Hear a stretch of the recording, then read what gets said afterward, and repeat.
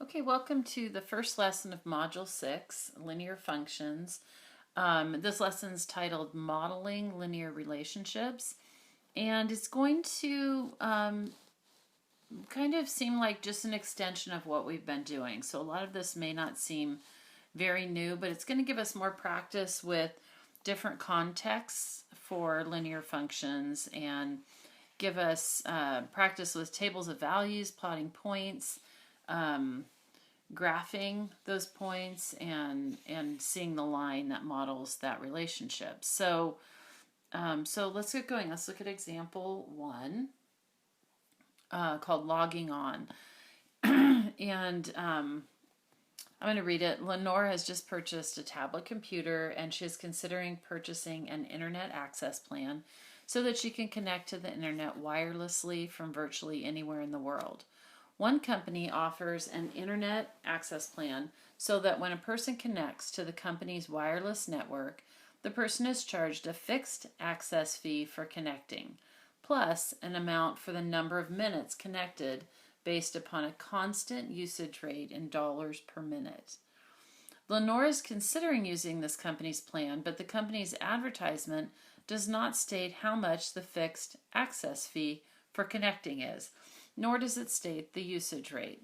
However, the company's website says that a 10-minute session costs 40 cents, a 20-minute session costs 70, and 30 minutes costs $1.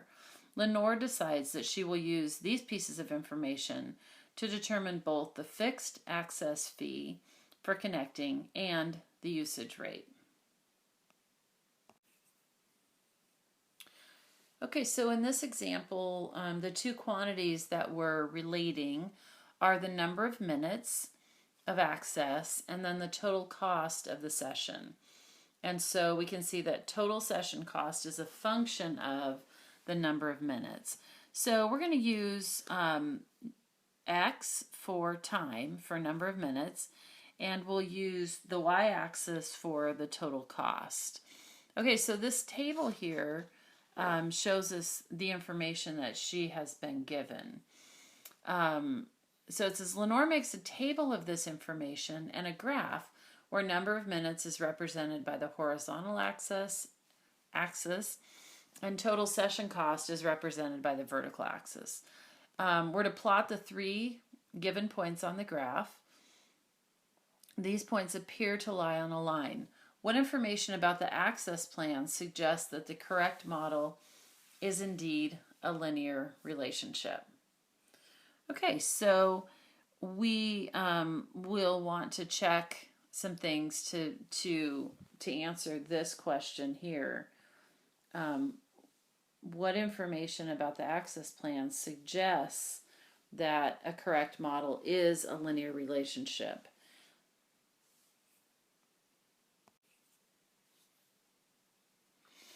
Okay, so if we look back at the description here, we're told that, let's see if we can find it, that an amount for the number of minutes connected is based on a constant usage rate in dollars per minute.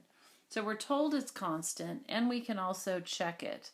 So as we go up 10 minutes, from 10 to 20 is 10 minutes, and it goes up 30 cents.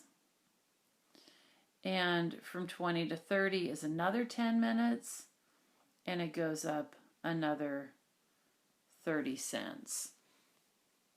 So that's showing us a constant rate of change there.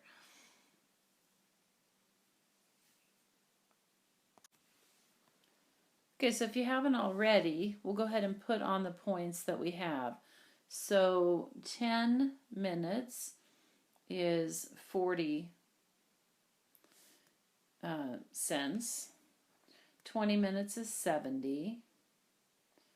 So it's about right here. And 30 minutes is exactly $1. So that would be right there. Okay, so they do appear to be in a line. All right, so we'll come back to this, but let's go look at the next part. So number 2, the rate of change describes how the total cost changes with respect to time. When the number of minutes increases by 10, such as from 10 to 20 or from 20 to 30, how much does the charge increase? Well, we already looked at that. The charge increases by 30 seconds every 10 minutes.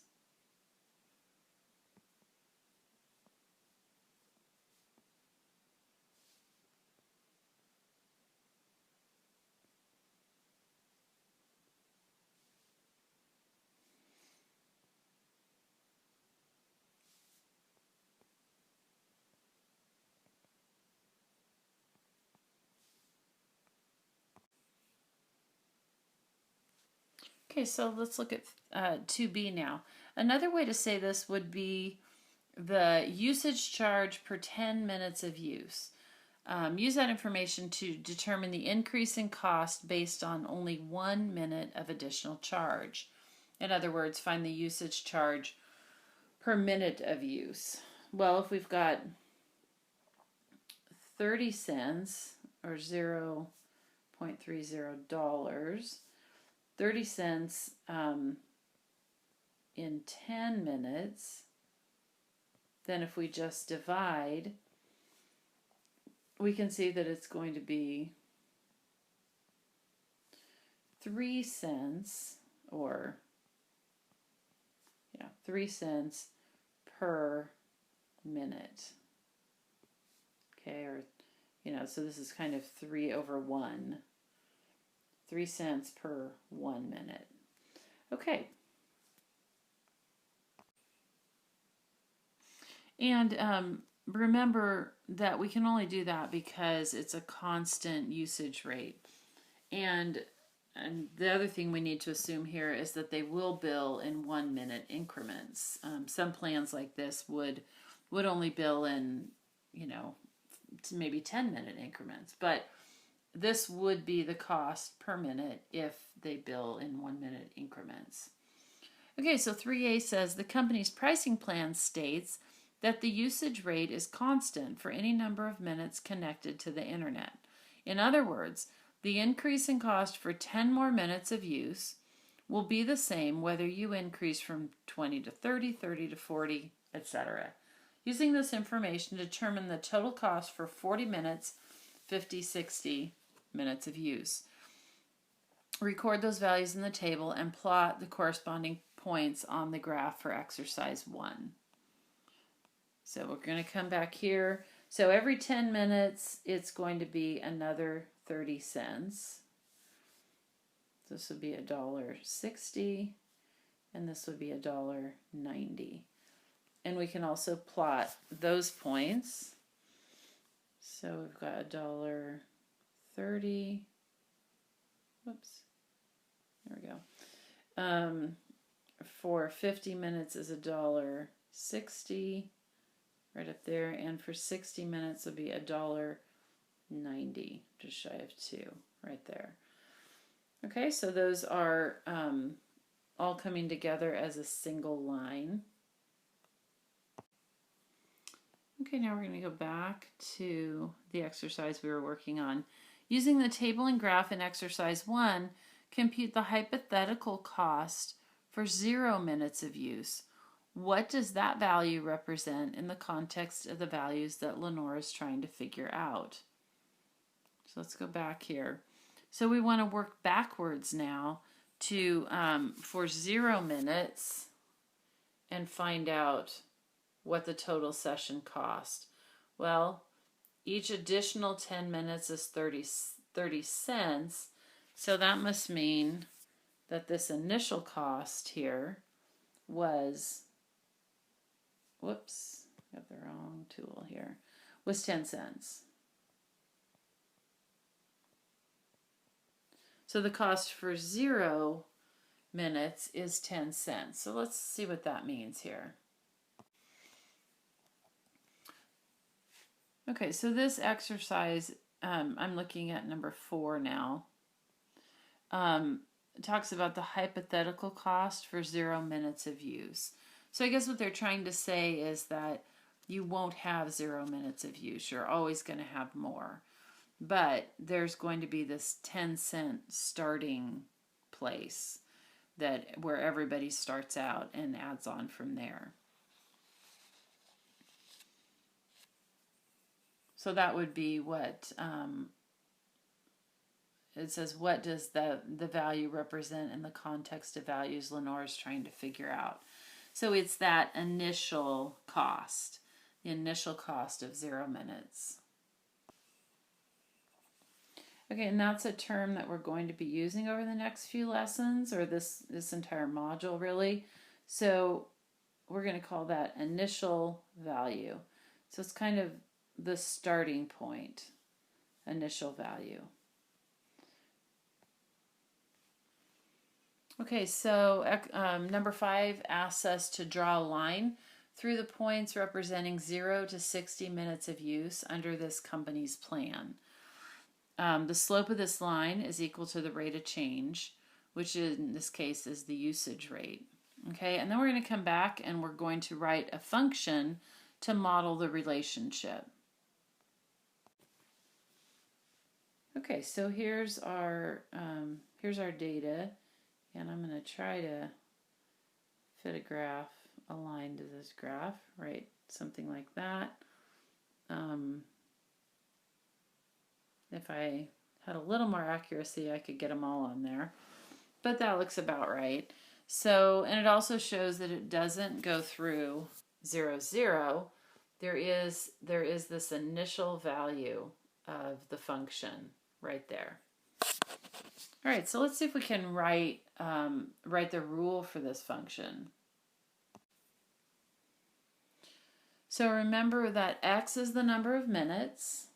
We're using x for number of minutes and y for the total cost. And we're going to write a function to model the linear relationship for total cost. So I just like to start with total cost y is equal to, now it's a function of the number of minutes that we use, right? And so we have some kind of multiplier on number of minutes. And we've already seen that that number is 3 cents per minute right here. So we figured out it was 3 cents per minute. So I can multiply 3 cents times the number of minutes. And that almost gets us there, except that we had this initial value of 10 cents that we could see from the table. So let's go back and add that in. So the initial value is plus 10 cents. So that would be a function that modeled the linear relationship between minutes of use and total cost. So notice here's our slope. It's also the rate of change. It tells me how much I'm getting charged every minute of use. And then this is my initial value. It's that starting point when x is 0. Okay, now we've got another rate plan. You can read it and then we'll summarize it.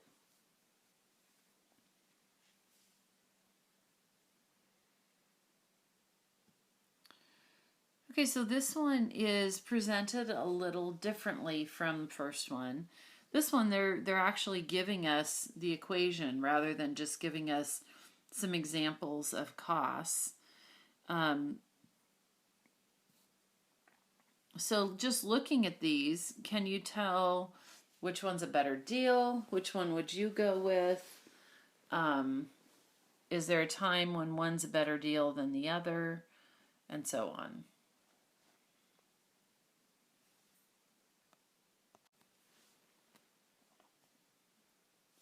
Okay, so we can see an initial value right here of 15 cents. And we can see 4 cents per minute looks like the the cost for the accessing, anyway, the per minute access fee is 4 cents per minute with an initial cost of 15. So this is different than the last function. All right, so let's look at 7. You can work on these on your own and just come back and check them because I think these are pretty familiar to you. So if you want to do 7 through 9, pause and do that and then come back and just quickly check.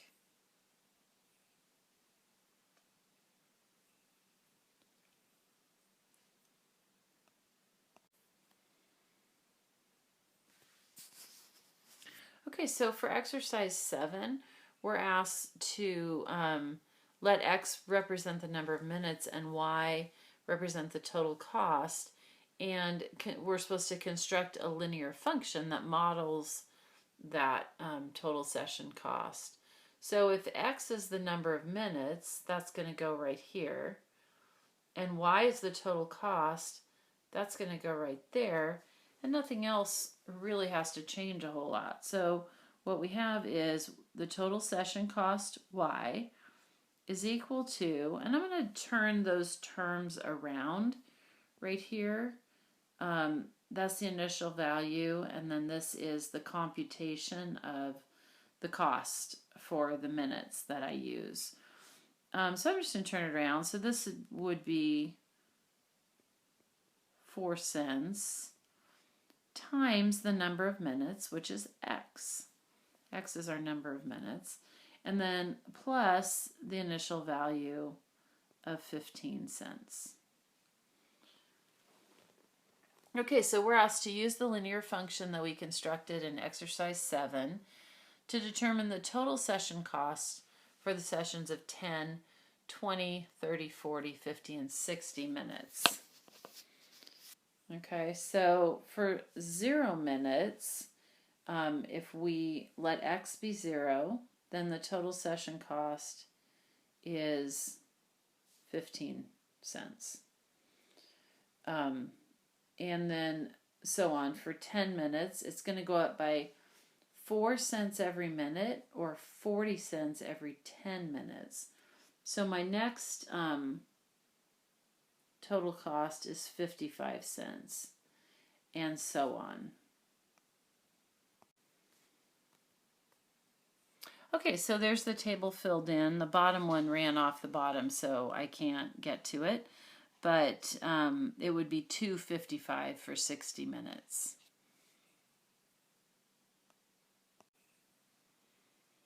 Okay, so now we're asked to plot these points on a graph. And let's see. Yeah, it says plot these points on the original graph in exercise 1 and draw a line through the points. In what ways does the line that represents the second company's access plan differ from the line that represents the first company's plan? Okay, so you're plotting those points on the graph from the first exercise. And here's a copy of what it should look like when you're finished. So it should look like this. The second company's plan is the dotted line. The first company's plan is the solid line. Okay, so what do we notice? Well, we notice that the second company's plan has a greater initial value, and it also has a greater slope, a greater rate of change, meaning that the price per minute is greater for the second company than for the first company.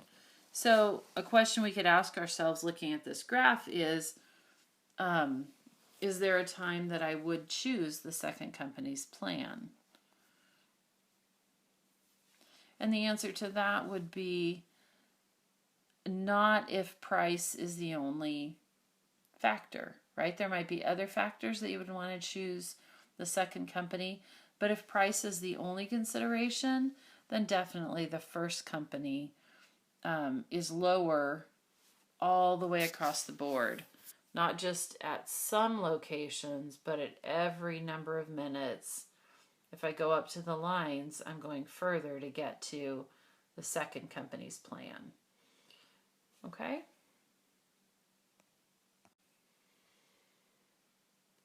So this graph is just a good visual for all of that verbal description about the rate plans for this wireless access. And it comes down to looking at this graph and realizing that the second company is always going to be more expensive. Okay, so let's look at number 10. There's actually a lead into this that I don't have up there. You have it in your notes. It says MP3 download sites are a popular forum for selling music. Different sites offer pricing that depends on whether or not you want to purchase an entire album or individual songs a la carte. One site offers MP3 downloads of individual songs with the following price structure: a $3 fixed fee for monthly subscription plus a charge of 25 cents per song.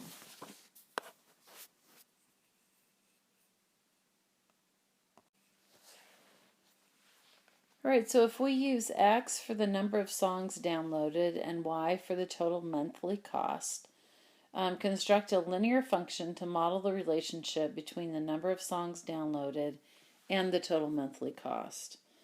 So let's get started. So Y is the total cost, right here. And it's going to be that initial cost, or the initial value, plus the amount per song for the download. So remember, we're going to be charged 25 cents, 25 cents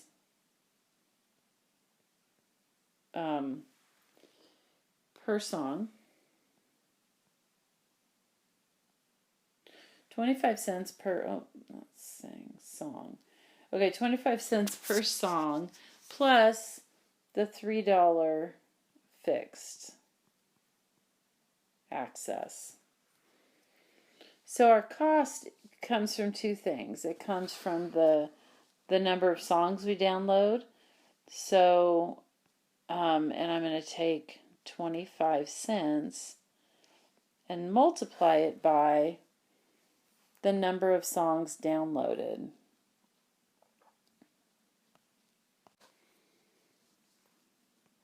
Okay, and the number of songs downloaded, I don't know why I have this over here. This does not belong. It's the wrong.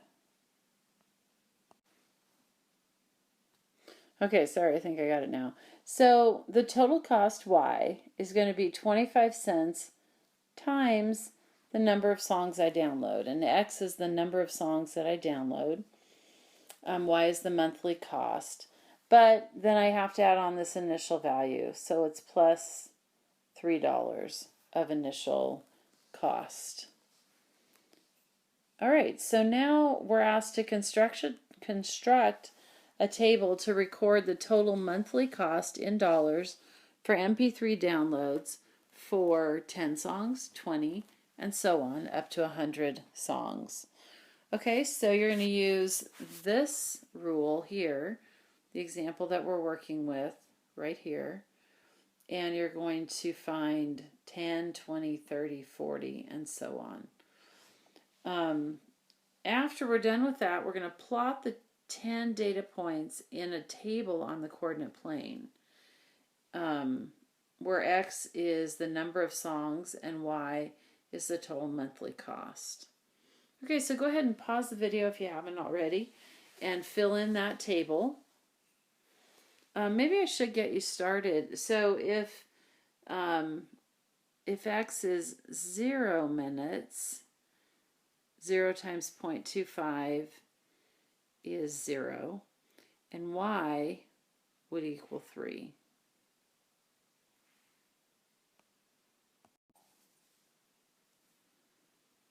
Okay, so here's the table filled out. On the left is the number of songs, and on the right is the total cost. And I went from 0 up to 100. They didn't actually ask us to do 0, but Now it says plot the 10 data points in the table on a coordinate plane. Let the x-axis represent the number of songs downloaded, and the y-axis is the total monthly cost. And so, so go ahead, and you'll need your own sheet of graph paper to do that. So pause the video and quickly plot that graph. Plot those points now.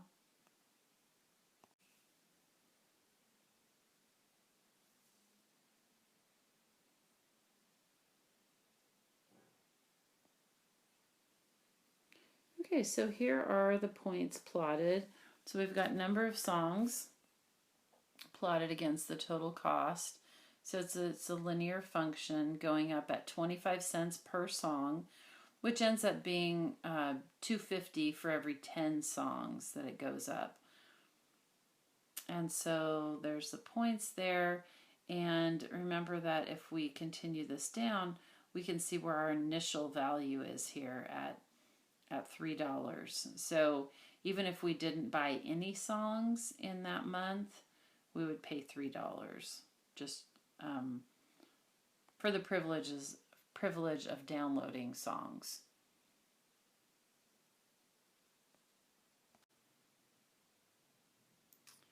Okay, now we're going to look at our last example here.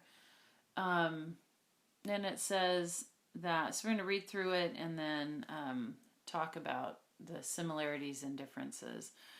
A band will be paid a flat fee for playing a concert. Additionally, the band will receive a fixed amount for every ticket sold. If 40 tickets are sold, the band will be paid $200. If 70 tickets are sold, the band will be paid $260. Determine the rate of change. So how is this data that we're given here different from the MP3 problem that we were just looking at? So this one here, how is it different? Well, for this one, we were actually told the rate of change. We were told how much the initial value would be and how much it would be per song. So in this problem, we're just given a couple of data points, but we can think of these as ordered pairs.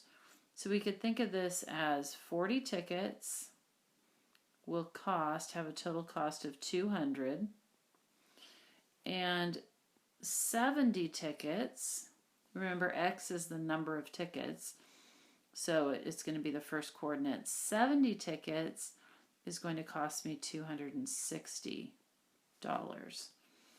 So I want to know the rate of change. In other words, I want to know how many dollars do I get for every ticket, for every additional ticket that I sell. So we can find that with this data. So the change in Y is 260 minus 200. The change in X is 70 minus 40. So what this is telling me is that it's $60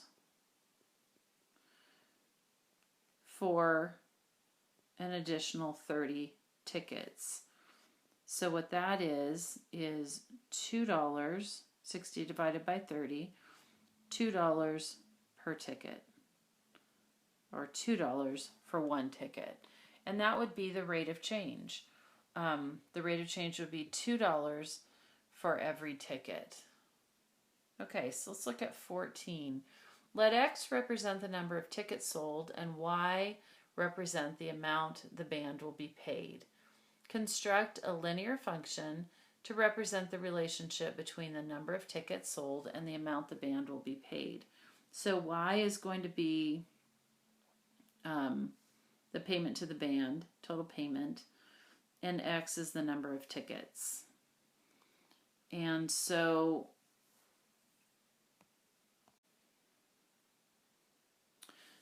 pause the video and see if you can come up with this linear function. Now, we're not given an initial value. We don't even know if there is an initial value. Well, yes, we do. It says the band will be paid a flat fee for playing the concert.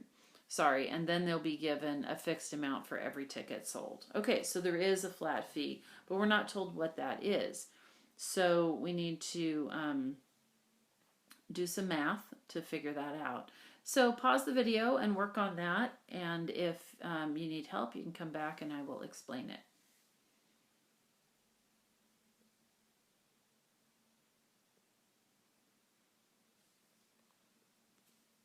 Okay, so the total cost Y, or the not cost, but the amount the band will be paid will be $2 times the number of people. Okay, so $2 for every ticket sold. X is the number of tickets. So $2 per ticket plus some initial flat fee. And I'm going to call that B. Okay, for obvious reasons, right? Y equals mx plus b. All right, so, but we don't know b.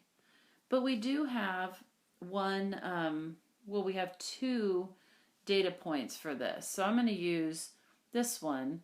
For 40 tickets, it'll be $200. So I can put 200 in for the amount the band's paid. And that's 2 times 40, the number of tickets, plus the initial value. So 200 is equal to 80 plus B. So from that, I can see that B, which is the flat rate or the initial value, B is equal to $120. Okay, so now I can write my function right over here, write it all together. Y is equal to 2x plus 120.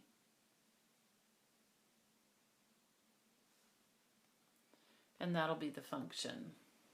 Now I could have used the point 70 to 60 to solve for B. It doesn't matter which one I choose. But 70 to 60 should still be a solution to this equation. And we could try it. 2 times 70 would be 140. And 140 plus 120 would be 260, which would be the Y value. Okay, so what is the fee that the band will be paid for playing the concert, not including the ticket sales? And so we saw that as the initial value, $120. And how much will the band receive for each ticket sold? $2 per ticket sold.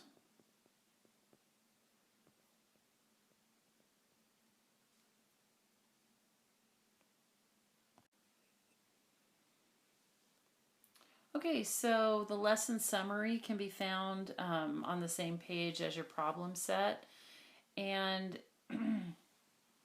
it talks about linear functions and how they can be used to model relationships between two types of quantities. So we've seen lots of distance and time types of examples of functions, and now we're seeing some other things. These are cost and amount per item and things like that. So we're always looking for the rate of change, and we're looking for the initial value. Rate of change and initial value, which is slope and y-intercept, right? And so whether we're given points or whether we're given a table of values, the initial value and the rate of change sometimes we're given. From those bits of information, we can construct the function and graph it and determine other things about the function that will help us make decisions in the context of the problem.